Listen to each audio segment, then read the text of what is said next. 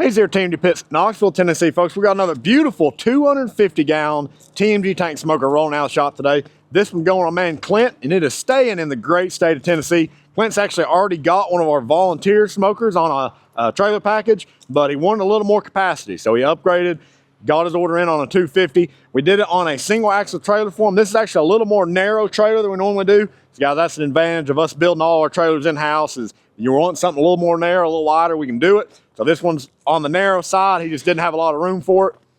We'll open up the tank smoker here. Like I said, this is our 250-gallon. This is our patina finish. He picked out a really cool tank here. Got some silver and some green in it.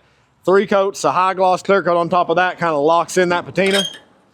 And he did upgrade to some stainless steel grates in here. So same construction as our normal grates, but all stainless steel, 1-inch tube stainless wire mesh as well. That looks great, won't ever rust up on you. Really nice option. It ain't cheap, but very nice option to add. Fold down stack, that is standard on all of our tank smokers.